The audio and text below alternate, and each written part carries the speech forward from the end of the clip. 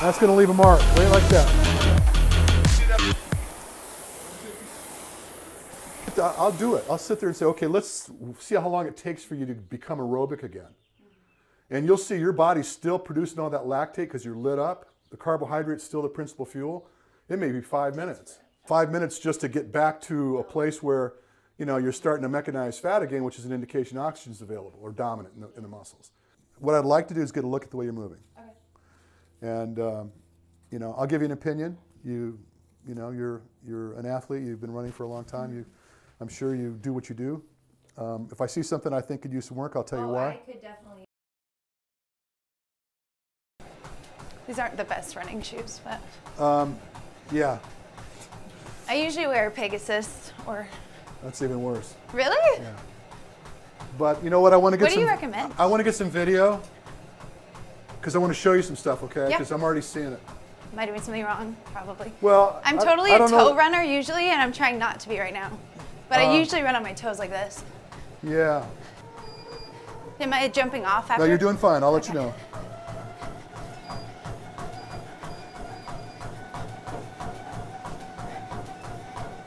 Okay, you can grab the rails and jump out.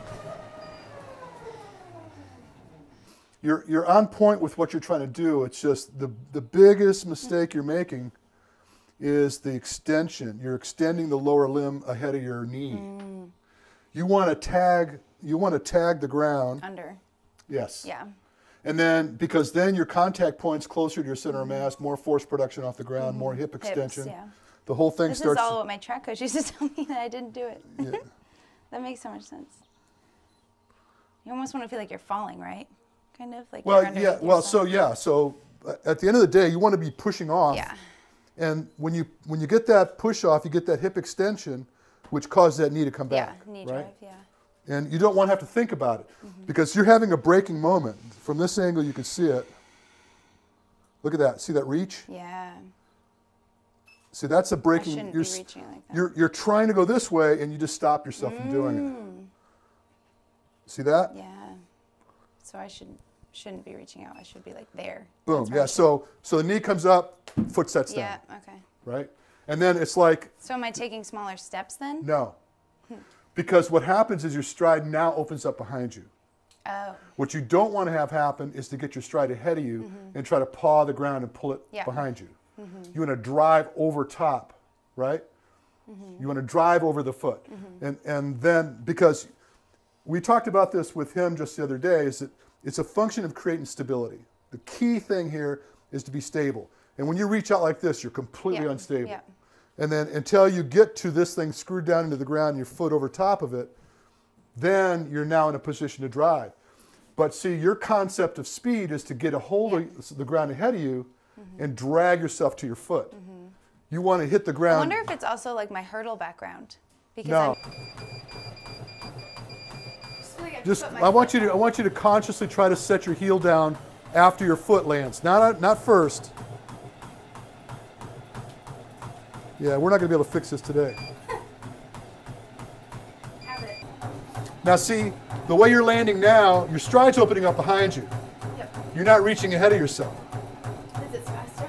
Yeah. This is a 6-minute mile, a little quicker than that. What do you run a 400 in?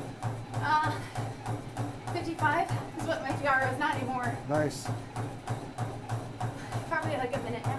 Okay, jump out. Let's do some intervals, okay?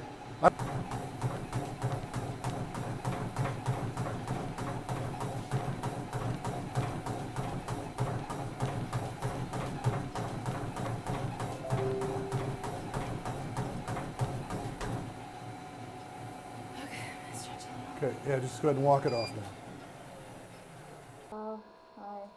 Okay. All right, so just. Do I do any nose breathing? You can do whatever you want to do. I don't really breathe through my nose. You don't have to. Okay. So the idea is that see that filter in there and that filter there? It's actually designed so that when you inhale, it's going to come in one pipe, and when you exhale, it's going to come out the other. Okay. It's called a direct gas analysis. So what it's doing is it's segregating the O2 from the CO2. Okay. When you start to breathe harder, it's going to get harder to breathe because you're going to get resistance from. So I want to keep my breathing down. You just need to know that it's not a problem. It's going to be buggy. You're not going to love it, but you're going to be okay. That's the point that I'm trying to get across. I'm not going to die. Yeah. Maybe. Well. Should I sign something? Let me get that rubber band. I haven't killed anybody yet. There's a first for everything. I've had people wish they were dead, but never killed anybody. Will I? No, I think you got this. What am I doing? I'm running for 10 Okay, minutes. so let me explain it to you.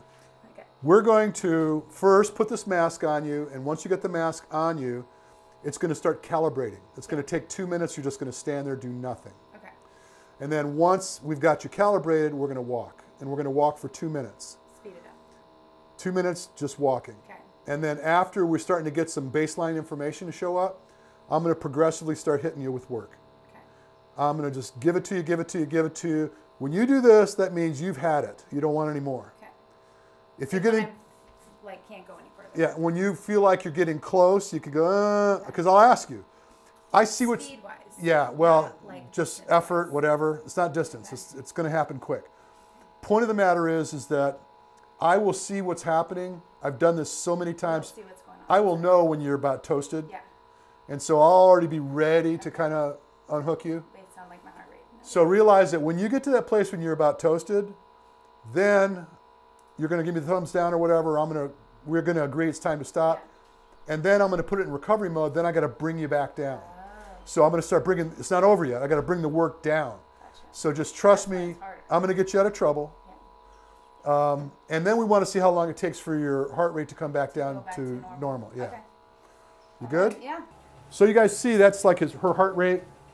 That's her VO2 on the fly. All those panels, we're going to narrow it down to one panel at a time. But I'm waiting for this respiratory exchange ratio to come up.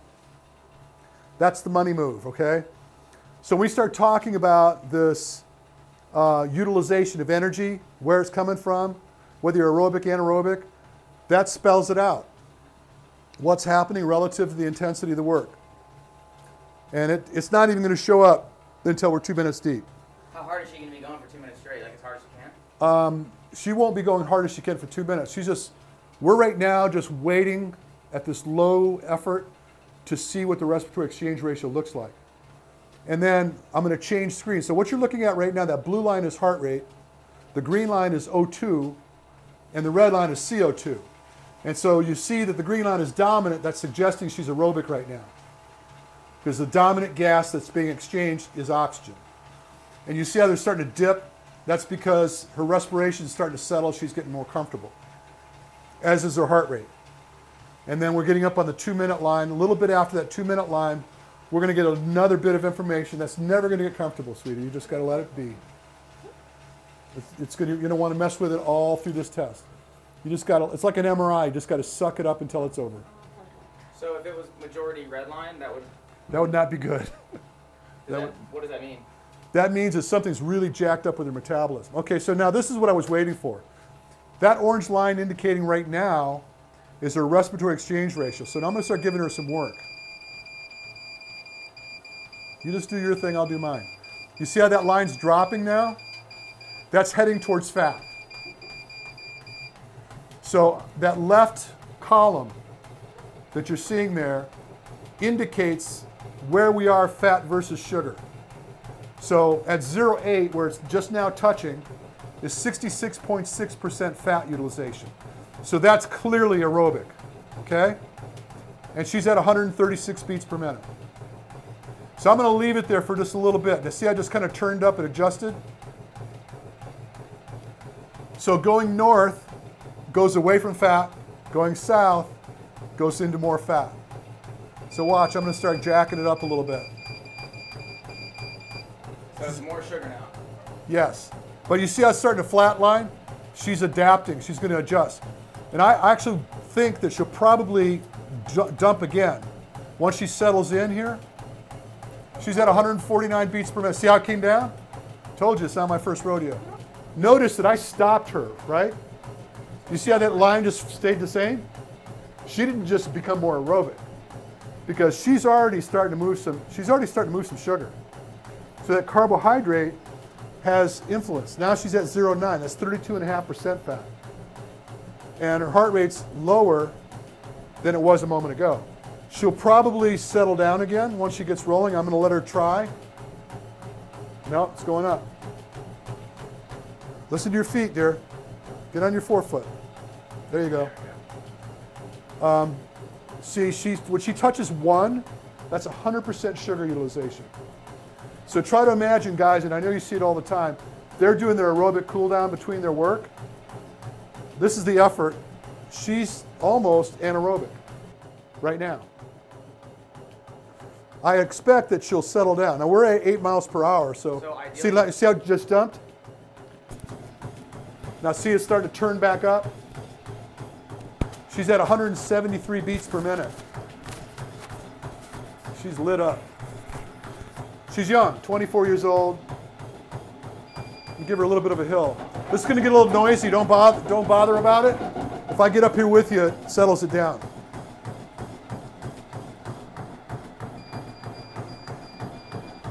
Good girl. Okay, so I'm going to crank it up a little bit. She's at a 6-minute pace right now. She's now at 32% fat utilization. Gonna blow a 50 here. There you go, 50.6. She's still pretty cozy. Make me proud.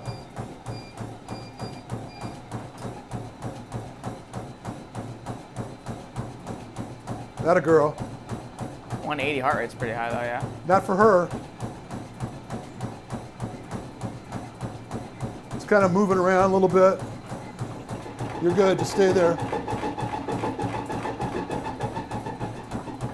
51.6. You let me know when you're done. Now she's pretty toxic. It's the subfloor is bouncing, that's all it is. You see that orange line way up there like that now? She's lit up. She's got a lot of carbon dioxide in the muscles. A lot of lactate developed. We're 55, coming close. Give me 10 seconds. 9 seconds, 8 seconds, 7 seconds, 6 seconds, 5, 4, 3, 2, 1. Good girl. Okay, look, I'm taking you down. Hold on. Climb back in. I got you, I got you, I got you, I swear.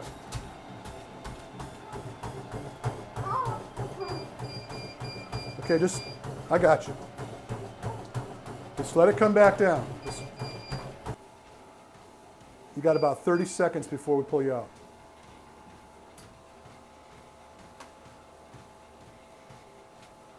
Okay, so now you see that red line well above the green line? How that green line's pretty well plateaued? Yep. The green is oxygen uptake. So VO2 max, it's no longer climbing. We've pretty much hit its plateau. And then you see the red line is just going through the roof. So she's totally toasted. Compare this to an effort. I don't care what it is. Whether you're pulling, throwing a bar up, deads, whatever you're doing, you're just really congesting the body. You're really going after that lactate. And the lactate is the limiting factor. This is where the fatigue comes from, is that you just get so toxic that you can't function. You're punch drunk. And you need to have an opportunity to clear it. So the question is, how do you do that?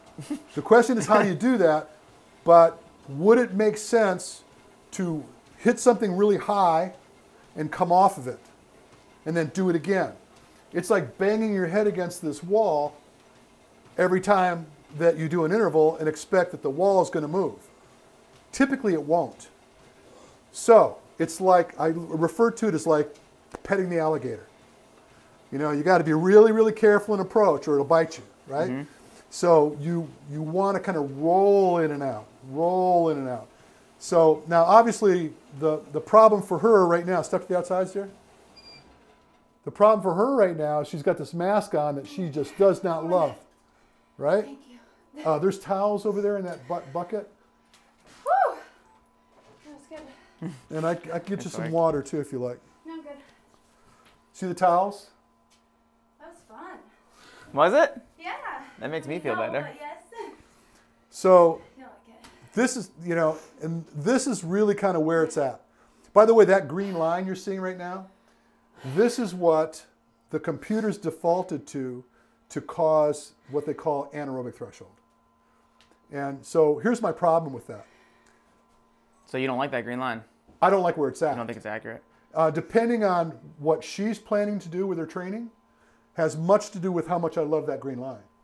So I want to just kind of walk you through what this means on the left-hand side legend. When you're at 1, that's 100% sugar utilization. When she's at 9, it's 32.5% fat utilization. At 0.8, it's 66.6% fat. At 0.71, it's 100% fat.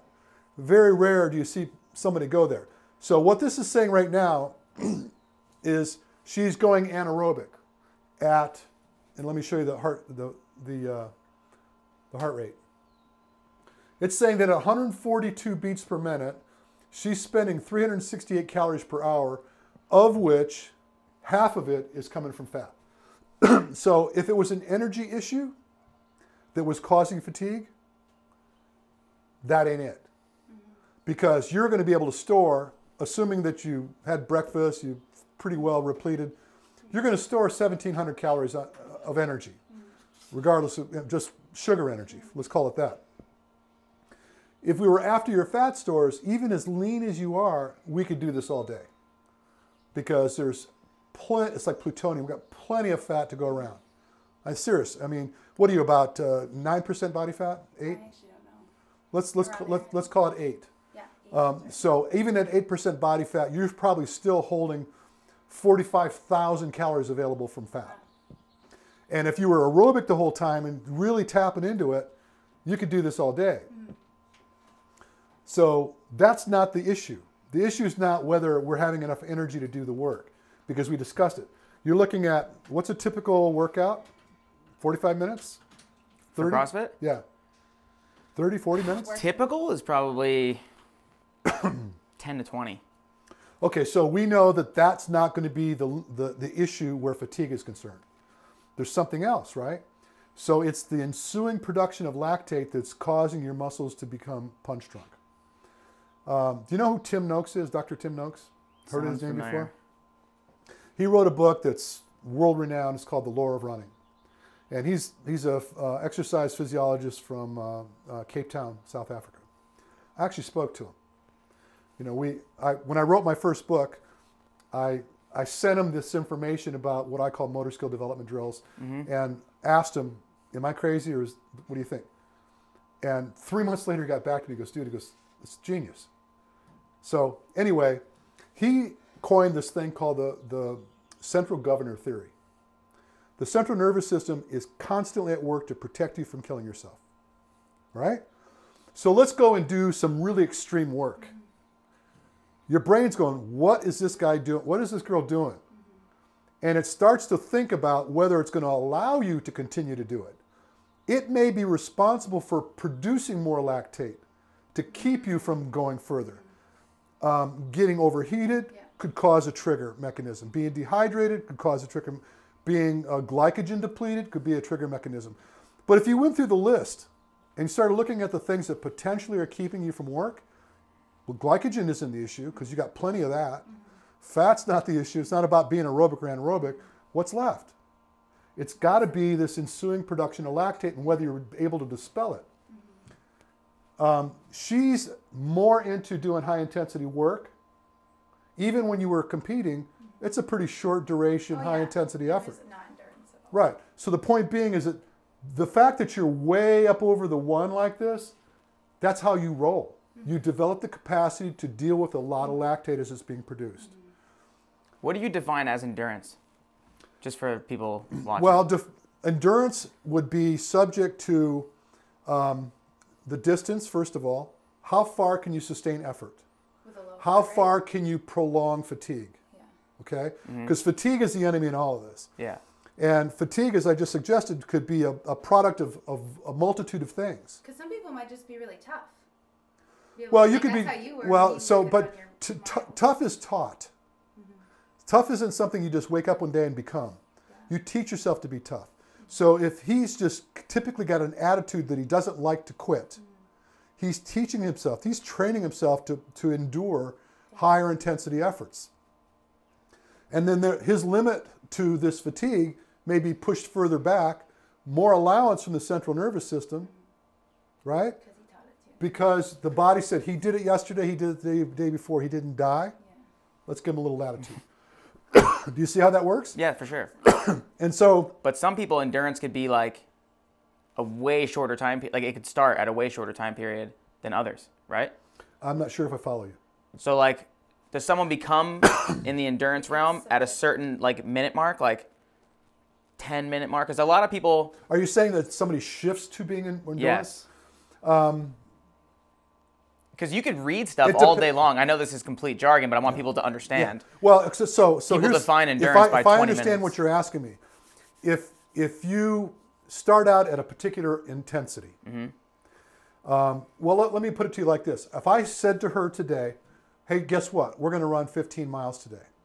She's already started to set her mind on what level of intensity she can endure for that length of distance. She's already set her mind to it. If I said we're going to run a mile, she would already start putting her mind on top of what intensity she could put up with. Completely different numbers. And then because one becomes a function of how much endurance or energy she's got available to do the work, and the other is how much intensity she could put up with. Two different things, right? And going back to this lactate production is what kind of dictates whether you're able to do it or not. If I said, we're running along at this 1 mile pace that she had in her mind, and I said, hey, Claire, screw this, let's go ahead and run 20. She'd be like, what the fuck, you kidding me? And boom, she'd start slowing down right away. Intuitively, she'd slow down, right? Because she knows that ain't gonna work, right? At that pace. So you almost mentally start setting yourself up for the effort. Let's take it into your world. We'll go into the gym, and you know the task. You know what you have to do. So you're almost through trial and error, the work you've done before. You get to set your mind on the intensity levels that you can take or put up with. Now, if you were to go hard and you have a break point, you may be able to start to move that break point through trial and error. So again, getting allowance.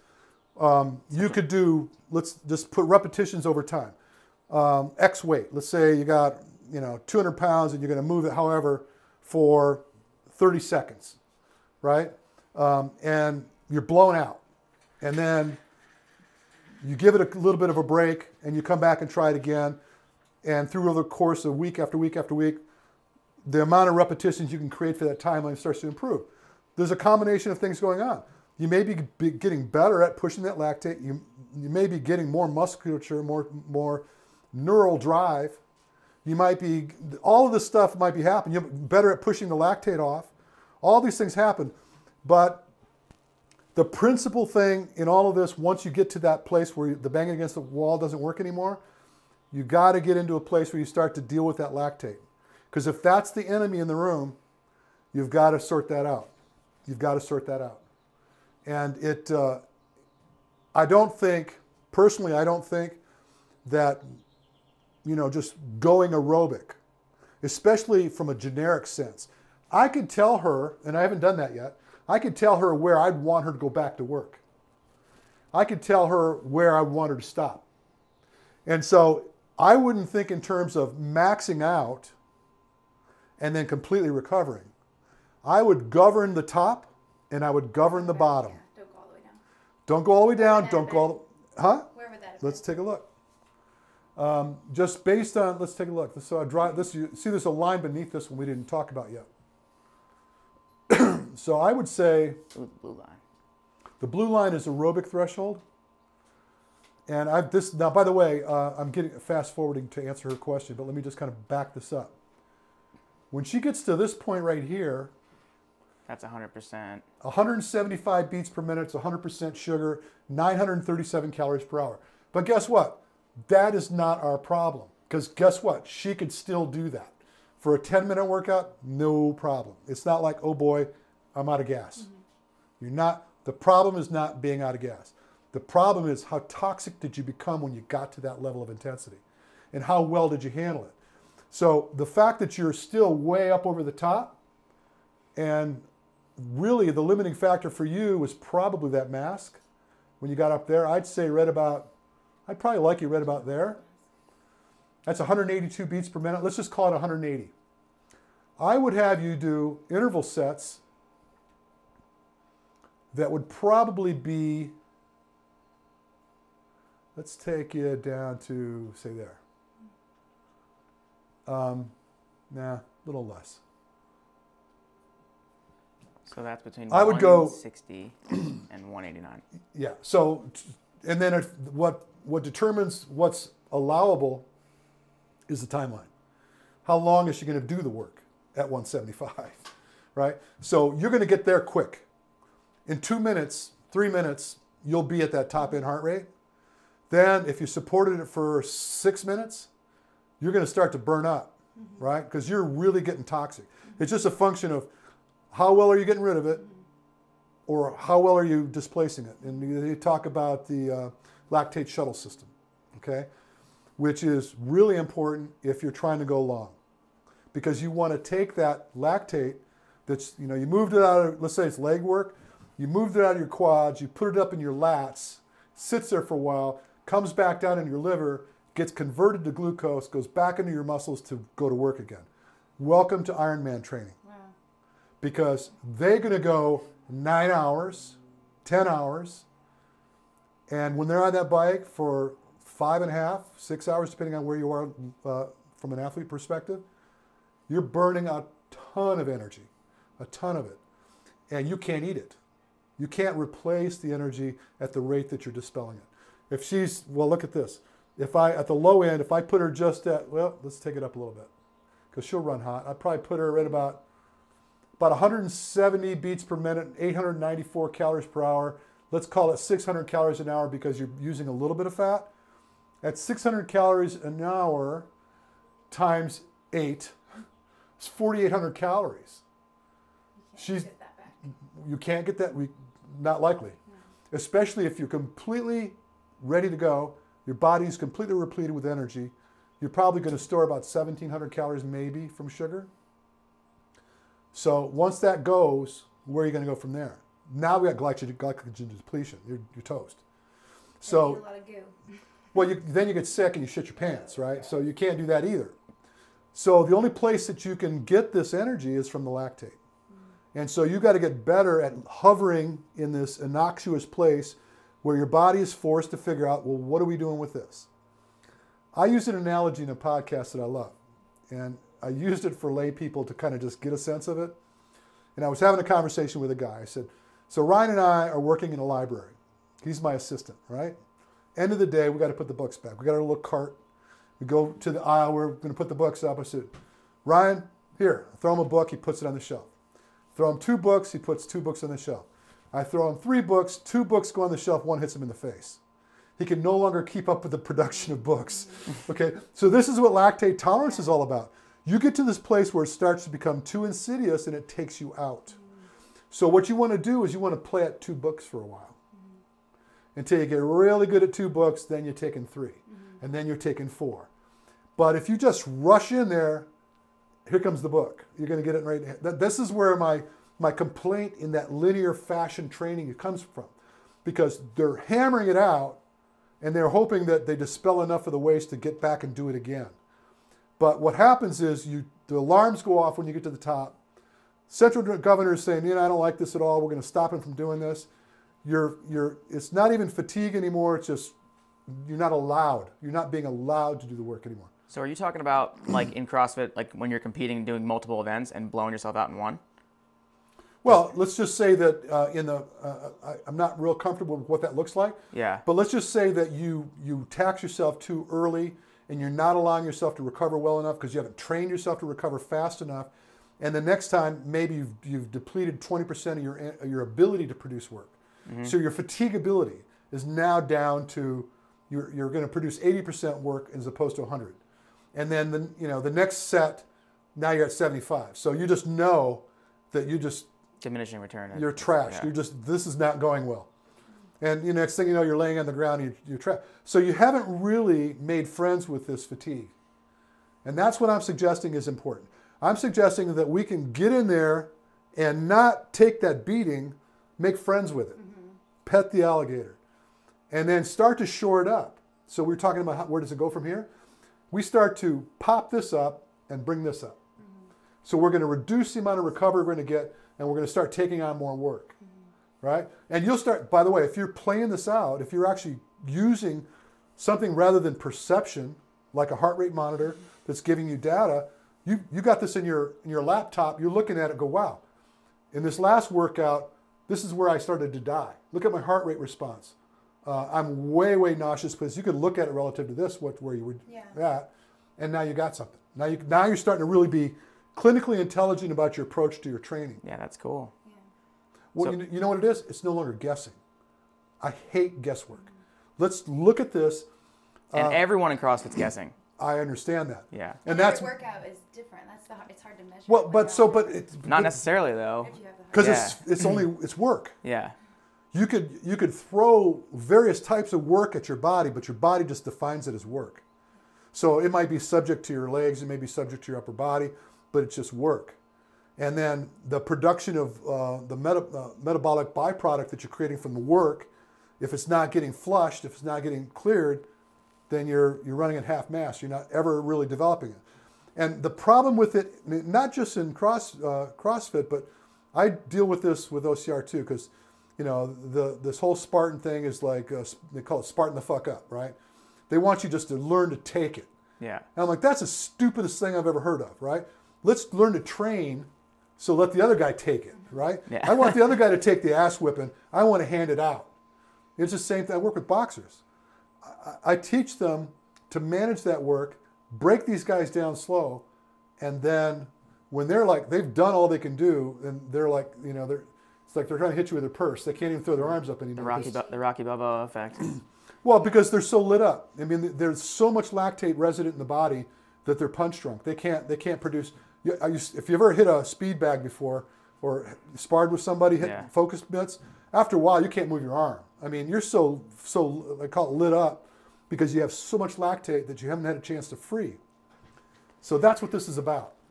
So we'll discuss it, but at the end of the day, I would fashion some fashion of interval like this. And it's not absolutely precise. You might find and say, you know what, I did those.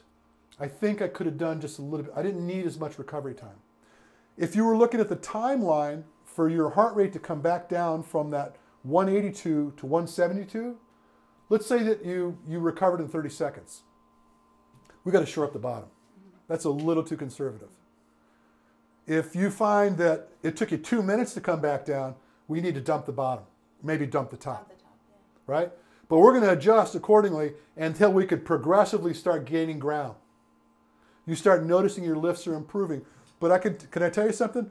Even though, I mean, technically, this could still be construed as aerobic, but in my mind, aerobic is way back down here where that green line was. Right, if I pulled it all the way back down there. That's aerobic. Well, let's in your mind. Well, the computer seems to think so too.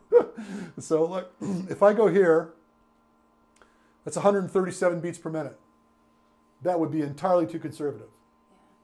Because it's like you let your body off the hook. You gave yourself so much recovery that your body said, okay, we're good. Now you're 100% again. And there's times for that. It just depends on what we're trying to create. If you were talking about what you used to do, we may do some VO2 max intervals where we might have full recovery to get full on effort. And those efforts might be subject to less than 30 seconds. That's what we would do, is we'd have like 12 minutes rest and do a 400. Exactly. They want you 100% really long so that your force production is premium. Because if you got into it too quick, this is my argument with people doing track workouts. I've been bitching about this all my life. They'll go to the track, they think they're doing speed work. They're going to do 10 400s, and they're going to dictate the recovery. We're going to do 10 400s at 30-second recovery, or 1 minute recovery, right?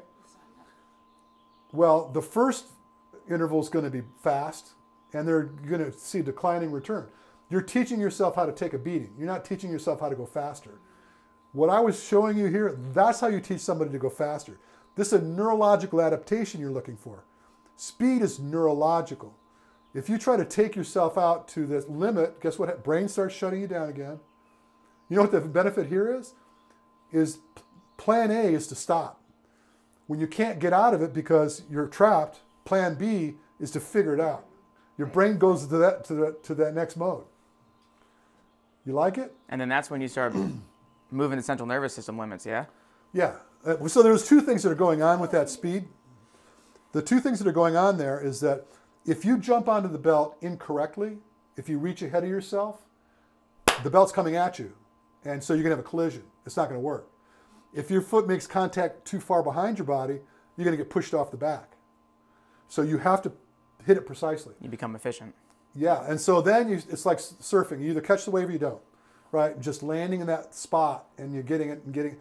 So I will teach these kids over time that I've worked with professional ball players too, doing the same thing. And just get them to a place where they just start to find the appropriate efficiency and movement, and their speed starts going through the roof. And then when we got another term, I guess it's the same term, I keep using lit up, but neurologically they're now on fire and their synapses are just really, really ready to go.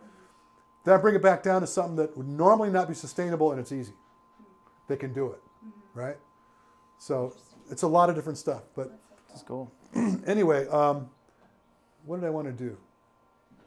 I don't want to do that. You move the blue line to the where okay, you, so where you said was anaerobic. let me share this for a moment too, since we're trying to talk about anaerobic. This is called the V slope, and those green dots along that trend are carbon dioxide. So it's looking at the trend of carbon dioxide production, and until eventually you see it, they fall out of line and they start to jump out. She's completely gone wacko right there. She's now completely lit up. She's anaerobic. But this is showing me in milliliters of oxygen per kilo of body weight per minute. If I go back to this screen, the computer, I'm on it right now, it says a little over 4 minutes in is where it said that she started to go anaerobic. And timeline doesn't come in here. Let's look at it in VO2. Let's do it this way. Okay, this is where we took that mask off and put it back on again. Might need to do a part 1 and part 2 of this. I think all of it is relevant. Absolutely. Because how long can you go? An hour? You can go an hour, yeah. Yeah. But I mean, this will be 35. Yeah. So this is truly where you crossed over. 7.5 minutes. See how those lines crossed over? Now the production of waste is far exceeding your ability to flush it out with oxygen. And because this green line is kind of plateauing now, that means you're pretty much reaching your VO2 max. Yeah, you weren't going to give me any more, so it was time to go. And you see this black line? That's where we stopped you, and you can see that's the peak heart rate too. That's way up there at the top. 189. Yeah, it says right here 189, and your VO2 was 52.1. Let's go to the raw data for a second. Oops. Is there any way that someone could get like a pretty close to VO2 max on their own without having all this information if they had a heart rate monitor? Well, so realize that you could buy a heart rate monitor and they'll tell you how to measure your VO2, and it'll actually tell you, okay, your VO2 max is X. Yeah. It's very, very rough. VO2 max suggests the volume of oxygen, maximum volume of oxygen. I literally measured the maximum volume of oxygen she was able to take on. So this, through direct gas analysis, is how you figure that out. A lot of athletes back in the day would do the bloodletting, the lactate tolerance or lactate testing, where they take a sampling of blood, they're looking for 4 millimoles of blood, lactate in the blood, you're anaerobic. But you can't, you can kind of create an equation to try to come up with it. This is like people trying to predict their max heart rate and their thresholds from all these different math problems. In all the years I've done this, I just can't get comfortable with any of it. I'm just trying to think of people who like don't have access to this. I have a method for you.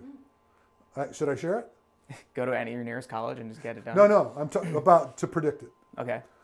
The most efficient way to predict what would be construed as aerobic would be to subtract your age from 180. Simple. Simple one. Most people that do that will not think it's accurate because it'll seem so conservative. Because perceptively, most people train at a higher intensity than that. I am coaching people right now as we speak. I have about 100 people I'm coaching. And I've been doing these projects where I put people to task for, like I just finished one of 16 weeks long. They bitched and moaned when I started giving them these predictive measures. And I'm also guiding them to be at that stride frequency we talked about. Mm-hmm. And they had a hard time making both of those mesh. Now they're running faster than they ever have before. Now they're managing to maintain good cadence and stay on their forefoot. Because the ones that trusted the process and did the work came out the other end. So the important thing about being aerobic is that in fact you are.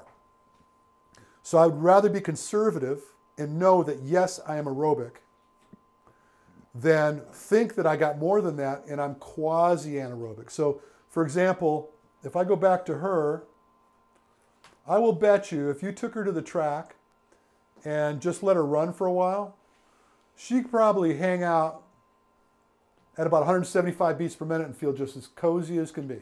I don't know if you've looked at it.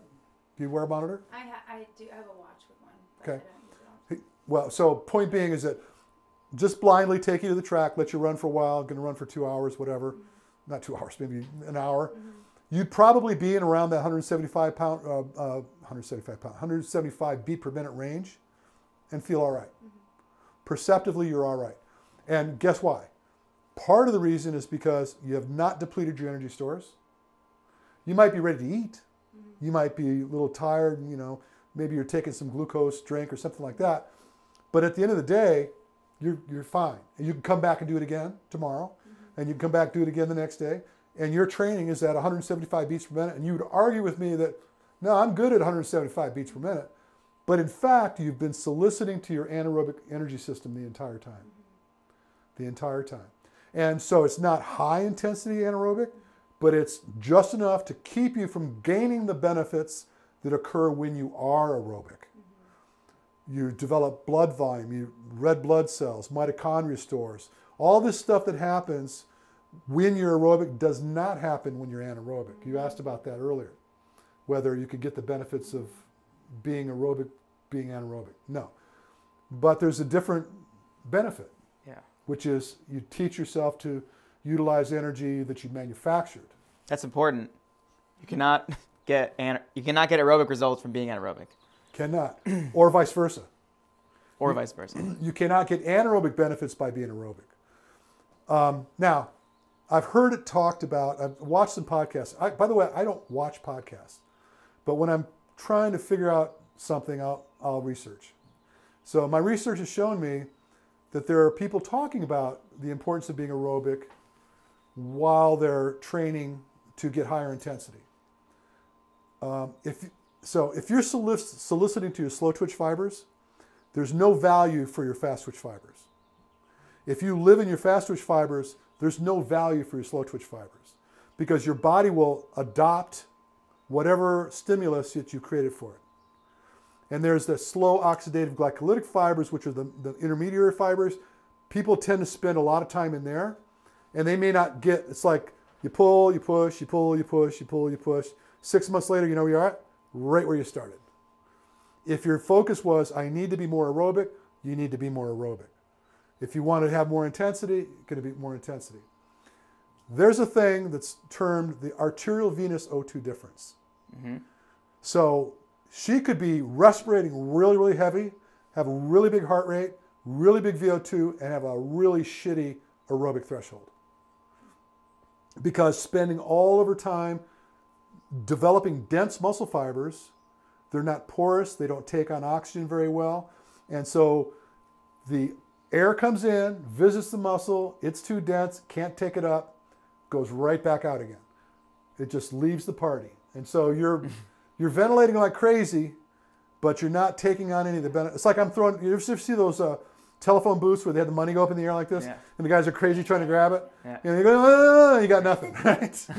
So that's kind of... It's like a dream when you can't breathe or you can't... Yeah, yeah. So, getting chased by something. So the point being is that if your sport is going to be pretty much toxic, you need to learn to live in that environment. Because being aerobic, that'll give you a break. I mean, you can come back and perform again. And I've also heard people talk about performances improving in their lifts because of the influx of aerobic training, I would bet you, if I had to bet you, that the reason for that is they're getting a break from their training that they didn't have before. They're actually recovering, especially in this sport where everybody's overtraining like a motherfucker. Exactly right. So they're now getting a chance to regress a little bit more than intended, and they're starting to see improvements in the lifts. But it's not because you're aerobic that you're getting gains in your lifts. You follow what I'm saying? Yeah. It's not an energetic response. It's a function of not being fatigued when you go back to lift again. Are you defining better lifts though as max effort or like Either way. more volume? Yeah. So if it's a matter of sustaining more repetitions or more weight, it's basically the same thing. It's just more work. You could take more work because your body is either comfortably being in that circumstance, because typically it's not, we talked about this, it's not about energy depletion. It's about toxicity. It's how toxic are you, because if you're strong enough to lift it and you do it too often too early, then you've developed all this waste and your muscles are just drunk. They're just, I can't do this for you right now. I need a break. It needs all that stuff to go away so that you can do it again. But if you're always like I was trying to make the analogy, and it's probably not a good one, banging your head against the wall, all you learn is you get a headache, right? What you want to do is try to make peace with the wall. Try to come down a little bit lower, come back up, and then start governing it up and down, and stay a little tighter to that livelihood, that place that you're planning to be. To the wall? Yeah. Make friends with the wall. It's like hitting a soccer ball. You want to come to it and not let it come to you. Right. Like you want to absorb it. Yeah. All right, so I'm going to print this. I want to adjust a couple things so that you have numbers. And then I want to see what happens when we stick them on the erg, okay? Wait, on here? No, we're going to put them on the I'm going on the rower. On the, what did you call it? erg. Erg. Sure, bro. Ski erg. Erg. Ski I erg. said earn. I was Erg. like, E-R-G. It's coming. he's not going You to guys earn just yet. wait. So again, I started to talk about it and I got on my little crazy rant. But this shift in these down, wow, that completely changed. That's really weird. Let's Yeah, see. the dots were all above before. I know. So you need my heart rate monitor back? Yep. All right, So well, if let's- I'm going to go, I'm going to pee real quick. My heart rate is finally back to normal, probably. You're going to get a lot of good sound right now. Oh, You mind God. pausing that for me? Do you want me to? Should keep it on. It's all good. I'm not going to get too excited. Thanks. I think there's not a camera. Yeah. Now, but It's all right. Even with my okay, let's save this. Are you getting any of this? Does it make any sense? Absolutely, Okay. no, it makes sense. And just coming from my background at work and doing I'm sure it you. all makes sense in our training. It really makes sense. You know, so the thing that I find with group training, and like I work with cross-country runners in various sports, soccer players, a lot of soccer players.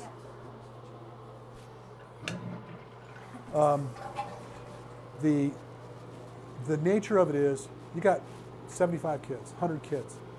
You can't separate them and then work on their little idiosyncrasies. You could yell across, So much work. Claire, get off your toes. Yeah. And that's it. That's your coaching, right? They can't do it. I get these.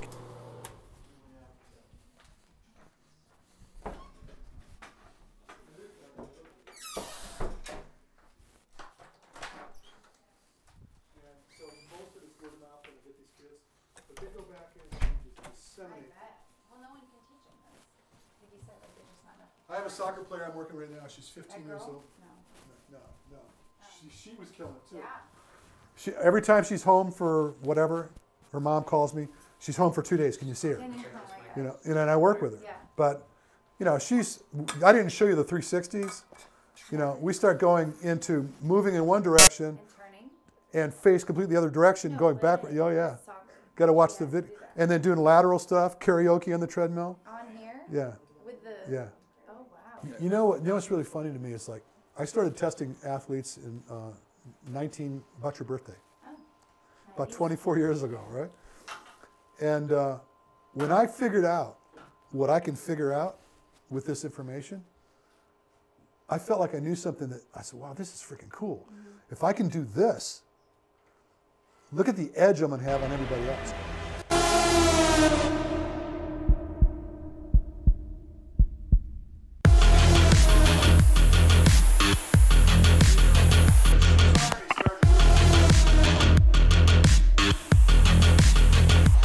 That's going to leave a mark, right like that.